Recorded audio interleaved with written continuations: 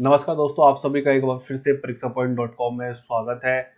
आज हम MPITI admission के बारे में बात करने वाले हैं। इसके लिए आवेदन प्रक्रिया जो है वो 1 मई से शुरू हो चुकी है। तो आज हम बात करने वाले हैं कि एडमिशन कैसे होगा, रजिस्ट्रेशन कैसे करना है, योग्यता क्या होनी चाहिए, आयु सीमा क्या होनी चाहिए और उसके बाद एडमिशन में चयन कैसे होगा, मतलब लिखित परीक्षा होगी क्या खाली मेरिट के बेस पे एडमिशन होगा। तो आज हम सभी के बारे में बात करने वाले हैं। ये वीडियो काफ़ी अहम होने वाला है, तो वीडियो को अंत तक देखें। और अगर आप हमारे चैनल में पहली बार आए तो लाइक और शेयर और सब्सक्राइब जरूर करें।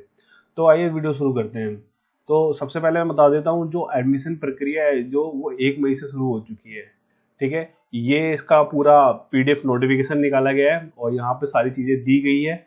तो मैं सबसे पहले आपको हमारे आर्टिकल पे लेके चलता हूँ। हमारे आर्टिकल पे तो मैं यहाँ से बात करता हूँ, जो एडमिशन प्रक्रिया, जो रजिस्ट्रेशन होगा पहले मेरिट लिस्ट के लिए 1 मई से 31 मई के बीच होगा। ठीक है, और ये कुछ महत्वपूर्ण तिथियां लिखी हुई हैं, आप ये देख सकते हो। जैसे कि एडमिशन रजिस्ट्रेशन में जो ऊपर बताया, फिर उसके बाद चॉइस फिलिंग होता है। मतलब कौन से कॉलेज में आपको एडमिशन लेना है, उसके लिए आपको चॉइस फिलिंग करना पड़ता है। कौन से कोर्स लेना है, कोर्स में और कौन से कॉलेज में एडमिशन लेना है। फिर उसके बाद एक रैंक जारी होती है और आप उसको लॉगिन करके देख सकते हो। फिर लास्ट में एक मेरिट लिस्ट जारी होगी और अलॉटमेंट लेटर लेके आपको उस कॉलेज में के संस्थान में जाना होगा एडमिशन लेने के लिए। ठीक है, ये यहाँ तक तो हो गया पहली मेरिट लिस्ट का होता है। फिर उसकी चालू हो जाती है दूसरी मेरिट लिस्ट हो जाती है। फिर उसके बाद दूसरी, तीसरी, चौथी, पांचवी, मतलब काफी, मतलब 2 महीने तक एडमिशन होते हैं। और सारे एडमिशन जो होंगे वो सब मेरिट के आधार पे होंगे, कोई लिखित परीक्षा नहीं होने वाली है। ठीक है, ये हमेशा ध्यान रखना। अगर ये कुछ कोर्स लिखे हुए हैं, आप यहाँ से कोर्स देख सकते हो, कौन सा कोर्स है, कितने साल का है, क्या योग्यता चाहिए, इंजीनियरिंग है, नॉन इंजीनियरिंग है, कितनी सीट होने वाली है, सब चीज संख्या इसमें लिखी हुई है। ये कुछ कोर्स की डिटेल है, पूरी कोर्स की डिटेल आप यहाँ से पढ़ सकते हो। ठीक है, ये हो गए कोर्स और योग्यता की बात होगी कि क्या क्या योग्यता चाहिए। योग्यता सारी सब लिखी हुई है। 10+2 पाठ्यक्रम के अंतर्गत 10वीं कक्षा पास होना चाहिए छात्र। ऐसे डिजिटल फोटोग्राफर की भी अगर बात करूं तो मैं, तो सबकी योग्यता इसके सामने लिखी हुई है। ये कुछ 30 कोर्स के स्क्रीनशॉट है। बाकी जो कोर्स की जो जानकारी है, यहाँ से आप क्लिक करोगे तो पूरी जानकारी आपको PDF में मिल जाएगी। तो अब आगे बढ़ते हैं। आगे बढ़ने के बाद हम देखते हैं कि उसके लिए आयु सीमा कितनी होनी चाहिए। कम से कम आपकी 14 वर्ष आयु होनी चाहिए। अधिकतम कोई आयु नहीं है, कम से कम 14 वर्ष आयु होनी चाहिए। और DST में प्रवेश के लिए कम से कम 18 वर्ष आपकी आयु होनी चाहिए, क्या उससे अधिक होनी चाहिए। मतलब यहाँ पे 14 वर्ष चाहिए सभी कोर्स के लिए जो ये है। और GST में प्रवेश के लिए कम से कम 18 वर्ष होनी चाहिए।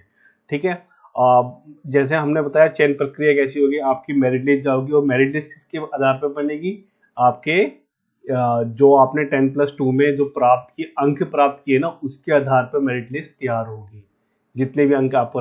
और ऐसा नहीं कि एडमिशन हो जाता है, आसानी से हो जाता है। और मैं बताऊंगा कि कम से कम 5 से 6 7 मेरिट लिस्ट जारी होगी। अभी जो पूरी मेरिट लिस्ट का डाटा है पूरे आराम से जारी होगी। और छात्र, अगर किसी छात्र का पहले मेरिट लिस्ट में एडमिशन नहीं होता तो दूसरे मेरिट लिस्ट में भी एडमिशन करवा सकते हैं। तो ये आपको ध्यान रखना कि नहीं, मेरी पहली मेरिट लिस्ट में नहीं हुआ तो हाँ, दूसरी मेरिट लिस्ट अगर जारी होगी, अगर तीसरी मेरिट लिस्ट जारी होगी तो उसके लिए आपको चॉइस फिलिंग करना पड़ेगा। रजिस्ट्रेशन नहीं करना पड़ेगा, बट चॉइस फिलिंग दोबारा से करना पड़ेगा आपको।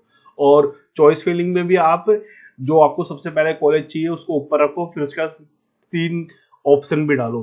उसके बाद अगर उसमें नहीं होता तो उसके बाद उसमें हो जाएगा एडमिशन। तो ये कुछ है।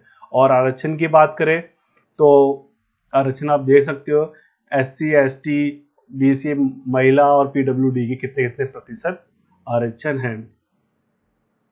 ये कुछ मतलब जो शहर है, शहर के अनुसार कुछ, मतलब ये संस्था के नाम है, आप ये इसको देख सकते हो।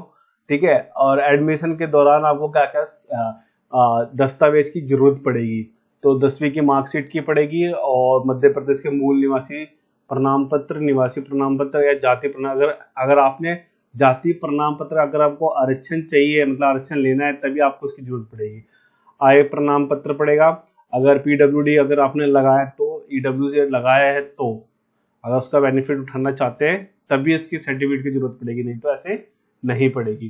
तो ये आर्टिकल है कुछ, इस आर्टिकल पे आने के लिए मैं बताऊंगा कैसे आना, आखिरी में बताऊंगा। तो ये आप यहाँ पे आके इस लिंक पे क्लिक करोगे, कुछ इस तरह का पेज खुल जाएगा। यहाँ पे पूरा रजिस्ट्रेशन की डिटेल लिखी है, कोर्स की पूरी विस्तार से पूरी जानकारी लिखी हुई है, कौन सा कोर्स कितने साल का है, सब चीज लिखा हुआ है, आवेदन कैसे करना है ये भी लिखा हुआ है। इस लिंक पे आप क्लिक करते ही ना कुछ इस तरह का पेज खुल जाएगा, यहाँ से आप रजिस्ट्रेशन कर सकते हो आसानी से, यहाँ से आप रजिस्ट्रेशन कर सकते हो।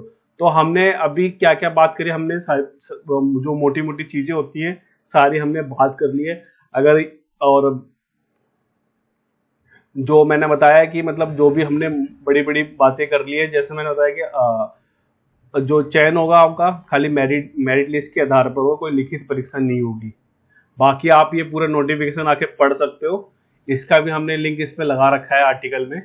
जब जाओगे ना, जो ये आधिकारिक सूचना यहाँ पे क्लिक करोगे तो आपका एक नोटिफिकेशन खुल जाएगा, आप पूरा पढ़ सकते हो उसको, मतलब पूरी डिटेल जान सकते हो।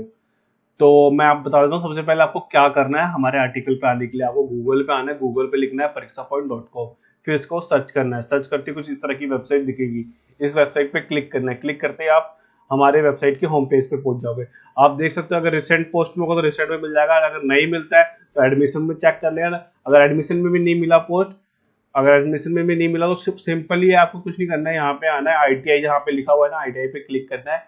यहाँ पे ITI सभी राज्यों के ITI के एडमिशन की लिंक दे रखे हैं, तो आपको नीचे आना है, यहाँ पे आपको मध्य प्रदेश MP ITI पे क्लिक करना है। क्लिक करते कुछ इस तरह का पेज आपके सामने खुल जाएगा, यहाँ से आके आप सीधा आवेदन कर सकते हैं।